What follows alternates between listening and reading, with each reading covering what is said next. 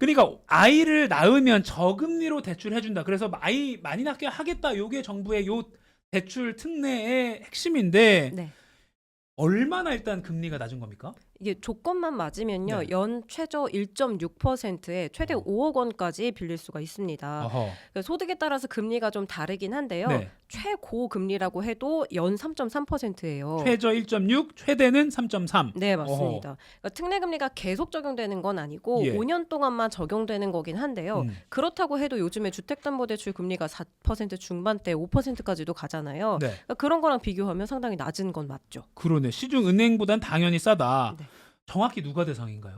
이게 저출생 대책의 일환이거든요. 예. 그래서 일단 아이가 있어야 합니다.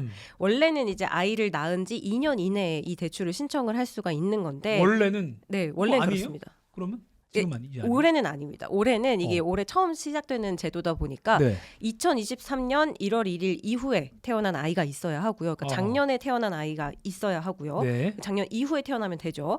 그리고 내가 무주택자다. 그리고 이제 부부 합산으로 연소득이 1억 3천만 원 이하다 하면 이제 대상이 될 수 있습니다. 너무 잘 버는 사람은 이건 안 되는 거예요. 그렇죠. 오케이. 그래서 이분들이 이제 9억 원 이하의 집을 살 때 특례 대출을 받으실 수가 있는 겁니다. 막 서울에 요새 막 30평대에 막 15억씩 하잖아요. 요런 그렇죠. 집 살 때까지는 안 되는 맞아요. 거예요. 그러니까 서울 중심부는 아니고 아하. 서울 외곽이나 수도권 또 지방에서 유용하게 쓸 수 있는 제도인 거죠. 2023년 1월 1일 이후에 태어난 아기가 있어야 됩니다. 네. 전세 자금도 빌릴 수 있어요? 네, 이게 그 주택 구입뿐만 아니라 전세 대출도 가능한데요. 예. 소득 조건은 아까랑 같습니다. 1억 네. 3천만 원. 근데 이제 전세 같은 경우에는 보증금 5억 원 이하인 집에 대해서 최대 3억 원까지 대출이 나오고요. 금리도 1.1에서 3%로 비슷한 수준이고 요거는 이제 4년 동안 특례 금리가 적용이 됩니다. 4년 동안 금리가 적용된다. 네. 아무튼 금리에서 당연히 메리트가 있기 때문에 저 주변에서 많이 반응이 좋긴 한데 네. 좀 취재를 해봤죠. 반응 어떤가요? 저도 사실 신혼부부들 인터뷰를 좀 해봤는데 네. 이미 이게 이제 연 1%대 금리라는 이 문구 때문인지 예. 많이들 알고 있고 혹시 내가 대상이 되진 않을까 다들 알아봤더라고요. 근데 결혼해서 아직 아이가 없는 부부한테 물어봤어요. 네. 그랬더니 조건은 너무 좋은데요. 그렇다고 저희가 이 금리 한 2, 3% 정도 금리를 낮추고자 아이를 낳는다? 글쎄요. 그치. 아이를 낳아서 기르는데 들어가는 비용이 너무 크니까 요 그쵸. 금리의 금액적인 그 메리트가 크지 않은 거예요. 그렇죠. 그러니까 아이를 낳을까 말까 고민하는 대상자들에게는 사실 그렇게 큰 막 출산을 할 정도의 메리트는 아닌 거죠. 그러면 과연 이제 출산을 앞두고 있거나 막 계획하고 있는 부부들이 있을 수 있잖아요. 그분들은 어떠냐 또 물어봤어요. 그랬더니 이 조건을 맞추기가 쉽지는 않더라고요. 네. 특히 서울 같은 경우 이게 지역마다 좀 다르긴 하겠지만 서울 같은 경우는 이제 소득하고 주택 조건이 다 맞아야만 이걸 받을 수 있는 거잖아요. 실제 이제 1월 말에 출산을 앞둔 한 신혼부부 같은 경우에는 전세 대출을 알아봤대요. 네.